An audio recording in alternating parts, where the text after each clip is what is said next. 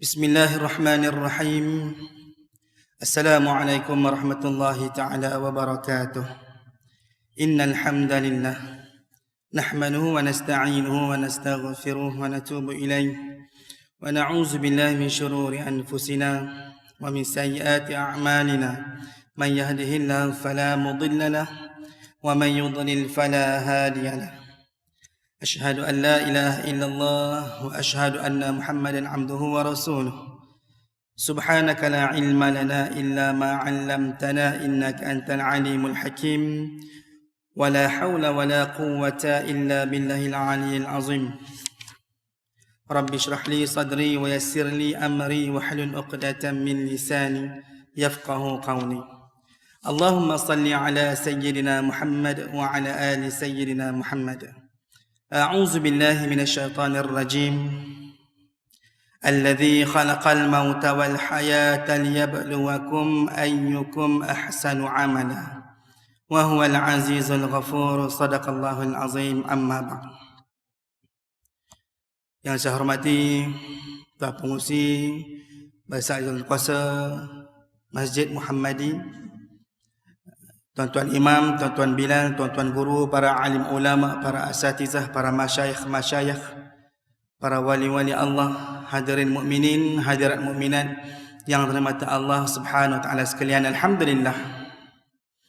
Bersyukur kita kepada Allah pada hari ini Allah Subhanahu wa taala memberikan ruang dan peluang kepada kita, memberikan kepada kita dipanggil nikmat-nikmat kurnia-kurnia rohani, melapangkan masa kita, meringankan kita, memberkati masa kita untuk kita hadir awal di masjid, untuk kita mendengar serba sedikit perkongsian santapan rohani sebagai makanan roh kita.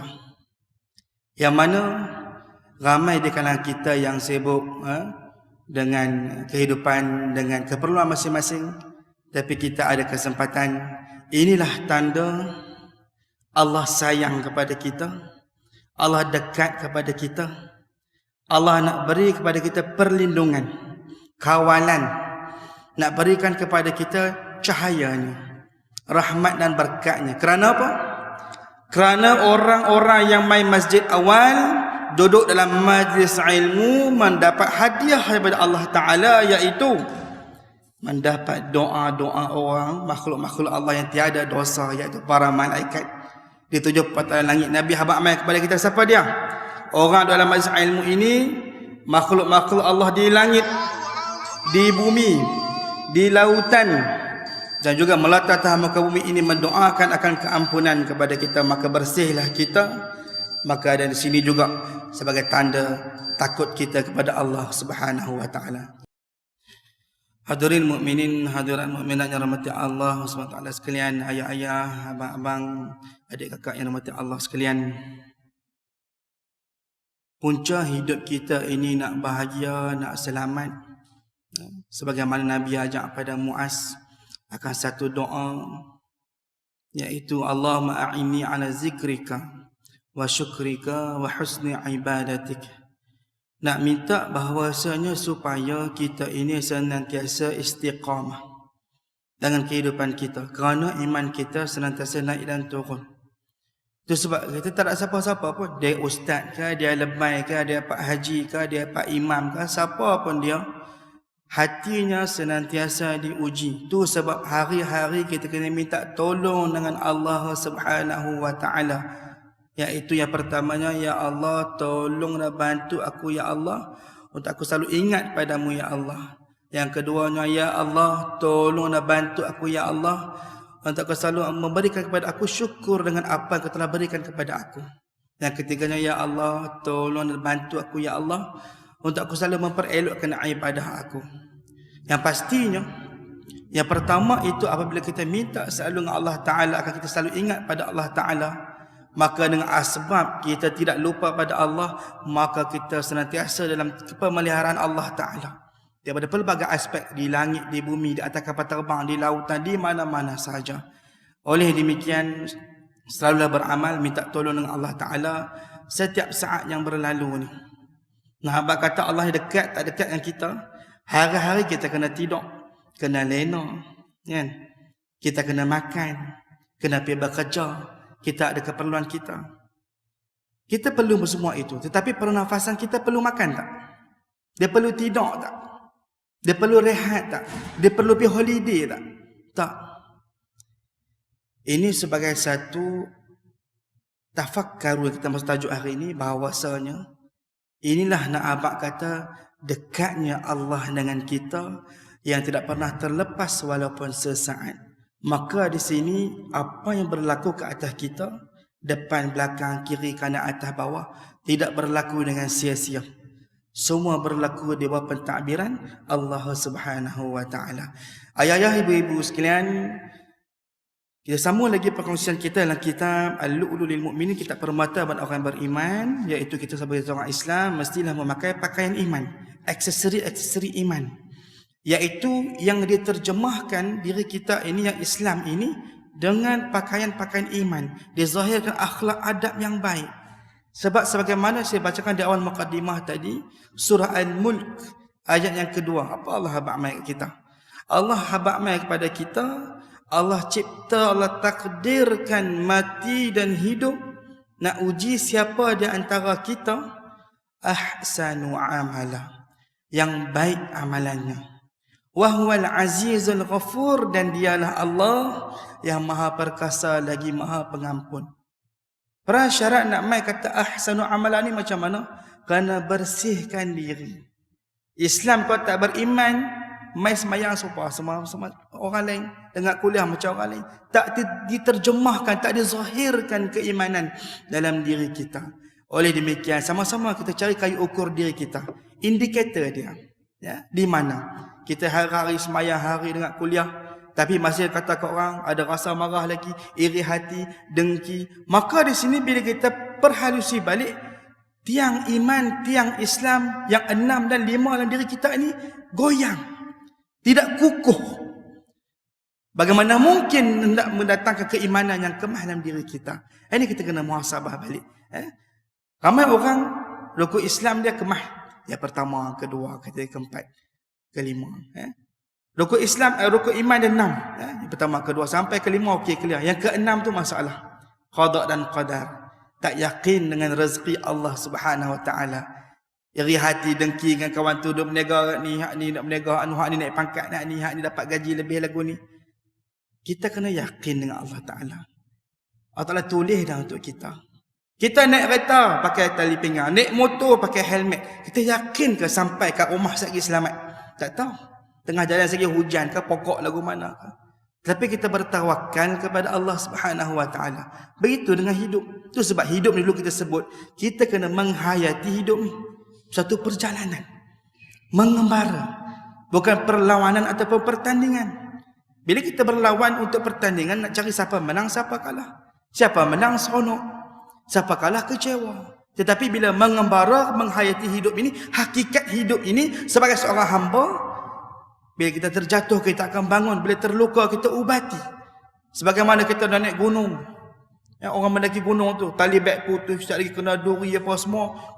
Tak apa, kok mana pun janji sampai ke puncak. Budak-budak ride motor tu, apa RZ member, AF5 member, tayar pecah, rantai putus. Oh, tak apa, kawan-kawan tolong. Jadi sampai ke Terengganu, ke Pahang mana tu.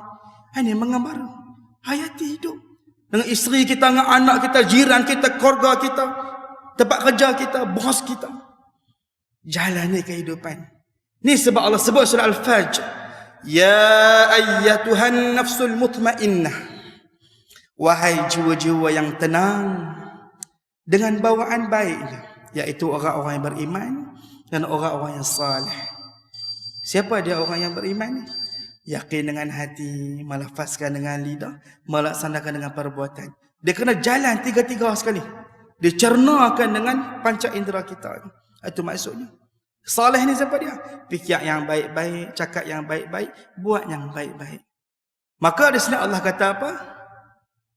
Irji'i ila rabbiki radiyatan mardiyah. Kembalilah kepada aku dalam keadaan kamu terima.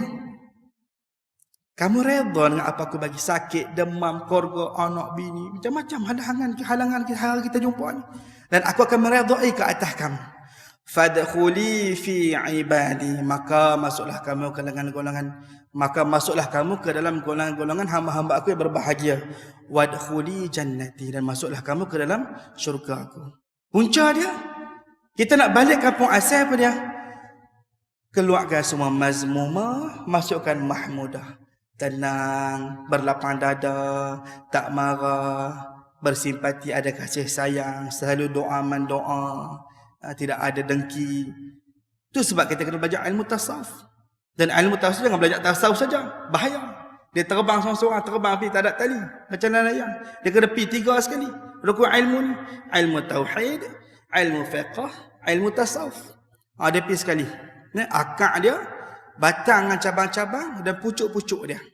Bahawa kemas elok diri kita ni. Tauhid, fiqh, tasawuf. Ini rukun ilmu yang mesti ada dalam diri kita.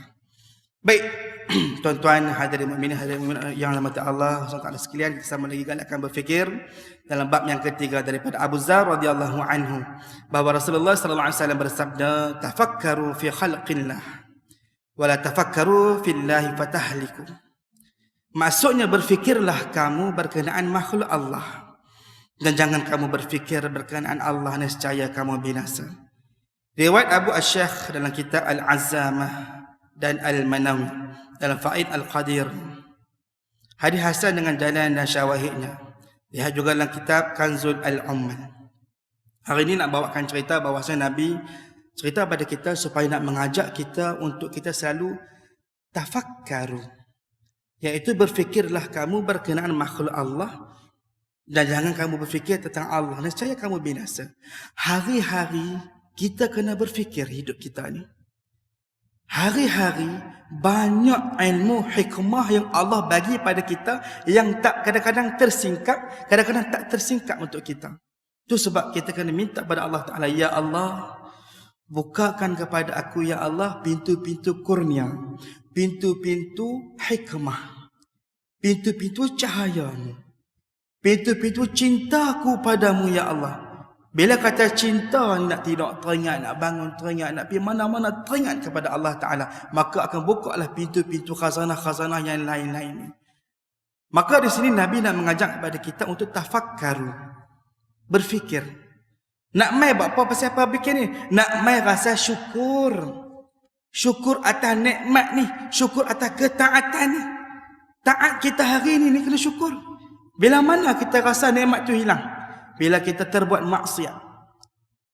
Ini para ahli tahu semua nyatakan bahawasanya bila kita terlihat benda yang tak elok, ada hari tu kita baca Quran rajin, malas nak baca, rajin bangun malam, ada masa malas, rajin puasa, malas puasa, selalu berdoa, tengok orang sakit kat hospital berdoa, tengok orang lagu ni berdoa minta tolong, selalu ada kalanya malas nak berdoa.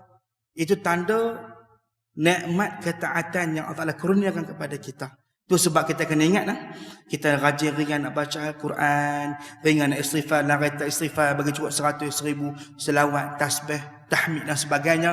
Itu di antara kurnia-kurnia rohani Allah Subhanahu Wa Taala. Tafakkaru. Dia nak main rasa syukur atas ketaatan tu. Tu sebab ulama kata, syukurlah kamu di atas syukur. Kita bersyukur, Allah Ta'ala bagi kita ingat untuk bersyukur dengan apa yang telah beri kepada kita. Ini yang kita kena ada dalam diri kita. Untuk apa lagi kita nak kata tafakkaru dalam diri kita ni? Supaya nak bagi jadi ibadah kita ni berkualiti.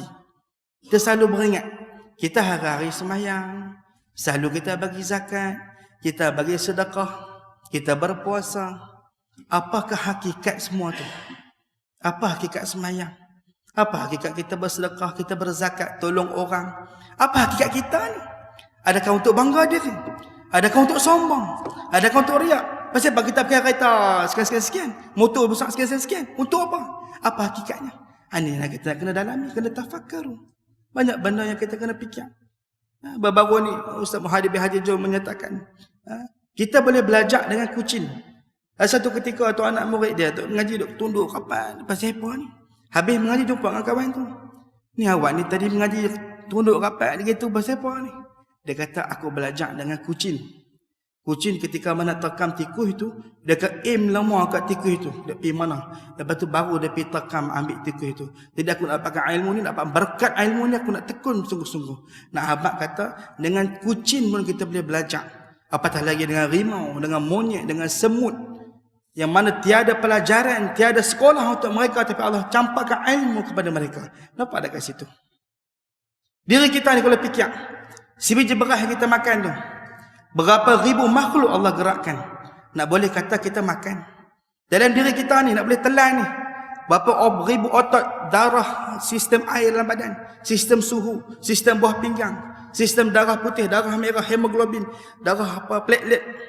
Di hospital kalau kita pergi tengok, kawan ni kena tambah darah platelet, kawan ni kena tambah darah putih, kawan ni tambah darah merah, kawan ni kena cuci buah pinggang. Hari-hari Allah Ta'ala tolong cuci buah pinggang kita. Bangun pagi keluar tak air mata. Pasal keluar tak air mata ni, Allah Ta'ala tolong cuci mata kita. Hari-hari kita pergi merata. Mai racun, mai apa semua. Tafakkaru. Nak mai rasa syukur. Biar pilih orang ada lebih banyak pun tak apa. Janji kita boleh hidup, boleh sihat, boleh bangun malam, boleh baca Quran. Esok-esok ni dan nyawa keluar aja. Nak sebut Allah pun tak boleh dah. Tu sebab dalam Quran surah Al-Munafiqun Allah kata, apa ramai manusia nak hidup pada atas dunia ni, nak buat kebajikan. Tu sebab tumpang-tumpang nyawa ada ni. Kita berebutlah. Allah sebut dalam Quran, fastabiqul khairan. Berlumba-lumbalah kamu beramal kebajikan. Sementara nyawa ada ni. Tu ulama ada pesan pada kita, matilah kamu sebelum mati. Ketika mana melihat kita hikam menyatakan, ketika mana kamu melihat jenazah sedang diuruskan, kamu kan merasakan diri kamu sedang diusung, sedang dimandikan, sedang dikafankan, diusung semula untuk disolatkan, dimasukkan dalam liang lahat, letakkan pipi kena tanah, hidung kena tanah. Nampak kena tengok masalah lahat tu. Dibukakan selai-selai 3 keping ni, lepas tu tutup papan, tanah pun turun. Nah, abang kata, ulama kata mati sebelum mati. Sebab umur ni tak main habaq kat kita. Dia ibarat kata dulu kita cerita Batang Lilin kan. Batang Lilin duk panjang lagi. Almarhum Tuan Guru Ni Aziz kata apa? Dia kata Batang Lilin duk panjang lagi. Tapi bila nak terpadam ni, bila-bila masa je. Dia ayat kita lah. Gitu. Nak ayatnya, umur ni tak nanti tua, tak nanti sakit. Sampai masa terima. Ini nak kata tafakkaru. Maka bila kita ada selalu tafakkaru dalam diri kita, bagi orang yang bukan Islam, dia panggil tafakkur. Bila ada satu mendiang ini meninggal dunia, so kita bersama kita tafakkaru. Tafakkur. Itu bagi orang bukan Islam. Itu cara dia untuk menghormati. Tapi bagi kita tafakkaru yang Nabi ajak supaya hari-hari hidup kita kena berfikir. Berfikir untuk nak dekat dengan Allah Ta'ala. Bila dekat dengan Allah Ta'ala, kita kenal Allah yang bagi kita macam-macam hari-hari. Kita kenal diri ni, tak ada sombong dalam diri ni, tak ada rasa lebih dalam diri ni, berkasih sayang semuanya. Hanya kita nak dalam hidup kita ni, proses latihan hari-hari, barulah benda itu menjadi satu kebiasaan dalam diri kita. Syarah pada hadis ini menyatakan bahawasanya keistimewaan ciptaan Allah yang membezakan manusia dan haiwan ialah akal, yang membolehkan manusia berfikir dan mendapat hidayah ke arah benar dan betul dengan taufik Allah Subhanahu wa taala. Kita hari-hari perasan tak kadang-kadang ustaz-ustaz duk mengajar kat depan, dia kata bersyukur kita kepada Allah atas taufik dan hidayah Allah. Ada orang dapat taufik, dapat hidayah tapi tak dapat taufik. Ada orang yang dapat dua-dua sekali, kan? Hidayah ialah ilham, hidayah cahaya, pengetahuan yang Allah kurniakan kepada kita. Taufik ini satu kekuatan yang Allah lahirkan diri kita. Ada kali tengah malam kita jaga nak pergi tandas apa semua, tengok minta malam tengok cerita apalah TV tu, apa perlawanan apa tu. Nah, tiba-tiba kalau kata sembahyang 2 rakaat pun tak apa dah. Tapi kadang-kadang tu nak pergi sembahyang tu rasa berat. Ini taufik. Kita main ni tuan-tuan semua digunakan taufik Allah Subhanahu wa taala, dapat sama-sama dengan kita ni kongsi ilmu. Saya pun bukan nak mengajak kat tuan-tuan, kita hanya kongsi-kongsi ilmu sahaja, cakap untuk diri ni juga, sama-sama nak bersihkan diri, nak keluarkan mazmumah, nak masukkan mahmudah, nak jadi ahsanu amala, supaya Allah terima amalan kita. Itu yang kita nak. Berfikir adalah aktiviti menggunakan maklumat yang sedia ada dan diketahui untuk mengenali hakikat. Hakikat sesuatu yang belum diketahui. Itu sebab kita kena menghayati. Hakikat ni apa dia? Suatu kebenaran akan sesuatu itu. Dalam kita mengenalinya. Okay, kita berkahwin, kita pernah berkawan, kita bercinta dululah. Sebelum bercinta kita buat apa? Kita akan mengenali lebih dekat untuk cinta. Begitu juga dengan sembahyang kita. Hakikat sembahyang apa? Kita kena mengenali sembahyang. Pasal apa kita sembahyang? Sebagai hamba. Penyerahan diri zahir dan batin. Batin ialah hati kita. Dia terjemah dengan zahir kita. Lagi sembahyang ialah kita berkomunikasi dengan Allah Ta'ala. Berdoa kepada Allah SWT. Tahiyat akhir apa dia? Sembah salam kita. Ending sebelum bagi salam. Ramai orang kalut tang tahiyat akhir itu. Nak bagi cepat habis. Jangan. Kita sebut pada Allah Ta'ala segala kehormatan, segala keberkatan, segala doa, segala kebaikan hanya milikmu ya Allah. Itu selawat pada Nabi, selawat kepada orang-orang saleh. Kita mengaku syahadah kita pada Allah. Nabi Muhammad SAW, selawat pada Nabi Muhammad, Nabi Ibrahim, ila akhirih. Nah, abang kata ini hakikat sembahyang. Sedekah begitu juga, haji pun begitu juga. Kita kena kenal, kena tahu.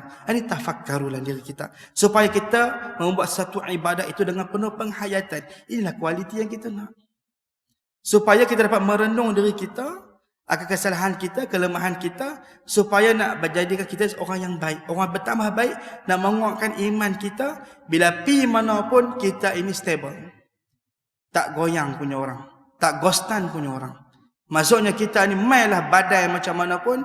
Kita ada Allah Subhanahu wa ta'ala. Itu sebab bila kita ada Allah, takut pada Allah, kita tidak lupa pada Allah, kita senantiasa di bawah kawalan dan pentadbiran, perlindungan, keselamatan Allah Subhanahu wa ta'ala. Kita kena ingat hari-hari kita di bawah keselamatan Allah. Saya pun sama. Benda nak terkalih ini bila-bila. Wish, dia tu ustaz. Tapi dia tu apa buat lagu ni? Tak mengaji ke? Memalukan. Surah tahfiz tapi macam ni. Kita sebagai orang yang mengaji kena kata lagu mana? Mereka sedang diuji. Itu sebab kita hari dilindungi Allah Ta'ala. Kita nak jatuh hina ni bila-bila. Itu sebablah hidup ni ada 10 perkara kena pegang kemah-kemah. Sebab kita tutup lah. Ada kalanya lah kita hidup mengembara, menghayati ni. Ada kalanya kita dihina. Ada kalanya kita dipuji dan disanjung. Ada kalanya kita ini kaya, ada kalanya kita miskin. Ada kalanya kita ini tenang. Ada kalanya hati ini gundah gulana. Hati milik siapa? Milik Allah Ta'ala. Itu sebab kena kenal diri. Ada kalanya kita ni sihat, ada kalanya sakit. Ada kalanya kita lapang, ada kalanya kita ni sempit sangat. Allah Ta'ala suruh kita kembali kepada dia. Minta jalan dengan dia hari-hari. Ini nak abang ceritanya, hidup kita ni hakikat. Sebagai sebuah mengembara, sebab kita tidak stres dengan hidup ni. Kita terima dengan apa Allah bagi dan lepas apa yang kita sayang. Terima ni maksudnya terima seadanya. Apa dia bagi sakit, demam apa semua. Lepas apa kita sayang. Pakai motor, tak helmet di orang. Ambil helmet kita, set mirror ke apa ke. Tengah ada sihat-sihat tiba-tiba. Allah ambil kita punya kesihatan. Anak sayang ni Allah Ta'ala ambil nyawa dia. Ada orang yang melaluinya. Tengok zaman para Nabi terdahulu. Tak payah tengok jauh. Kita ni, kita rasa kita ni ada beban macam-macam ni. Tengok Nabi Ayyub alaihissalam. Berpuluh tahun Allah Ta'ala bagi dia kekayaan. Anak yang ramai, berbagai-bagai. Satu masa, Allah Ta'ala uji dia. Tanaman dia habis musnah. Ternakan dia habis. Sakit, mati. Anak-anak dia ramai, semua meninggal dunia. Dan Allah Ta'ala uji daripada 5 tahun, 10 tahun ke 17 tahun. Sampai isteri dia kata, wahai Nabi Allah, berdoalah kepada Allah, mintalah pada Allah akan kesembuhan. Dan Nabi Allah kata apa? Nabi Allah kata, aku malu dengan Allah. Lama dah Allah Ta'ala bagi pada aku ujian-ujian ni. Biarlah aku terima seadanya dan aku berserah diri pada Allah Subhanahu Wa Ta'ala. Nabi Ayyub, Nabi Nuh alaihissalam 950 tahun berdakwah. Tak sampai 80 orang. Dan ada riwayat menyatakan tak sampai 100 orang. Tak melebihi 100 orang. Ikut di atas batra. 950 tahun. Ujian untuk mereka. Mereka istiqamah dengan yang ditaklifkan ke atas mereka. Atas amanah hari-hari. Kita lagu tu. Dalam kita mendidik anak, mendidik isteri, dalam kita cerita pasal benda kebaikan. Orang tak mau ikut tak apa. Orang nak marah kita tak apa. Janji kita berada di atas landasannya. Yakin pada Allah Ta'ala. Minta doa selalu dengan Allah Ta'ala. Minta bantuan dengan Allah Ta'ala. Allahumma a'inni ala zikrika wa syukrika wa husna ibadatik. Ya Allah, tolong bantu aku ya Allah untuk engkau selalu memberi ingatan pada aku. Ingat padamu selalu ya Allah. Tolong dan bantu aku ya Allah untuk aku bersyukur dengan apa yang kau kurniakan kepada aku ya Allah. Tolong dan bantu aku ya Allah untuk kau selalu memperelokkan ibadah aku. Selagi maklumat tersebut menepati syarat yang benar, selagi itulah ia menghasilkan natijah yang baik. Maka di sini kita kena sedar akan diri kita bahawasanya kita mestilah berlandaskan syariat. Setiap apa yang kita lakukan bukan sekadar ikut-ikutan. Syariat ini adalah satu perundangan yang telah kurniakan kepada kita dan mesti berlandaskan kepada ikhlas, iaitu akhlas. Suci, tulus dan bersih semata-mata kerana Allah. Tidak dinodai dengan mana-mana gangguan. Bila suci, tulus dan bersih ini direct terus pada Allah Ta'ala. Tidak mahu pulangan, tidak mahu terima kasih, tidak mahu pujian, tidak mahu apa-apa pada manusia. Kita mengharapkan kepada Allah Subhanahu Wa Ta'ala. Inilah akhlasa dalam ikhlas yang kita bicarakan pada hari ini. Dan hari ini kita bicarakan berkenaan galakan berfikir, tafakkaru. Oleh yang demikian hidup kita ini berfikirlah akan anak kita, isteri kita. Bersyukurlah dengan apa yang kita ada. Minta satu tolong dengan Allah Ta'ala. Akhirnya yang kita nakkan hidup kita ini. Cerita dulu tutup buku. Cerita lama. Cerita hari ini terus move on ke hadapan. Kita baiki diri kita. Kita idamkan husnul khatimah. Kita mahukan insya-Allah masuk syurga tanpa hisab. Amin amin ya rabbal alamin. Insya-Allah esok malam ni kita dah tarawih. Bulan Ramadan, madrasah tarbiyah, sekolah yang mendidik kita. Allah sebut bagi jaminan kepada kita dalam surah Al-Baqarah 183. La'allakum tattaqun. Mudah-mudahan kamu mencapai takwa. Ulama kata banyak menyebutkan Ramadan jalan pintas, jalan shortcut untuk mencapai takwa. Maka di sini hari ini azam, saat lagi maghrib lagi kita menjadi tetamu kepada Ramadan dan Ramadan menjadi tetamu kepada kita dan kita dapat menghayati siang dan malam beribadah kerana Allah dalam bulan Ramadan. Akhirnya pada malam esok nak raya tu mendapat natijah ijazah takwa daripada Allah Subhanahu Wa Taala. Maka dengan pengiktirafan takwa kepada Allah Taala inilah kejayaan yang sebenar-benarnya, kejayaan yang hakiki dunia dan akhirat. Amin amin ya rabbal alamin. Wallahu alam. Yang mana baik benar itu semuanya daripada Allah Subhanahu Wa Taala. Yang salah silap kurang itu daripada diri saya, yang serba kekurangan ini saya maafkan dan maaf sekiranya di sepanjang saya berkongsi tadi ada terkasar bahasa, terlanjur bicara, tersasar kata, saya maafkan dan maaf. Aqulu qawli hadza wa astaghfirullahal azim li wa lakum. Assalamualaikum warahmatullahi taala wabarakatuh. A'udzubillahi minasyaitonir rajim. Bismillahirrahmanirrahim. الحمد لله رب العالمين والصلاة والسلام على أشرف الأنبياء والمرسلين وعلى آله وصحبه أجمعين. اللهم يا مقلب القلوب ثبت قلوبنا على دينك وعلى طاعتك. اللهم بارك لنا في شعبان وبلغنا رمضان وبلغنا رمضان وبلغنا رمضان. اللهم اختم لنا يا الله بحسن الخاتمة ولا تختم علينا يا الله بسوء الخاتمة. ربنا هب لنا من أزواجنا وذرياتنا قرة أعين واجعلنا للمتقين إماما. ربنا آتنا في الدنيا حسنة وفي الآخرة حسنة وقنا عذاب النار. وصلى الله على سيدنا محمد وعلى آله وصحبه أجمعين والحمد لله رب العالمين. تقبل الله منا ومنكم تقبل يا كريم. الحمد لله. Terima kasih.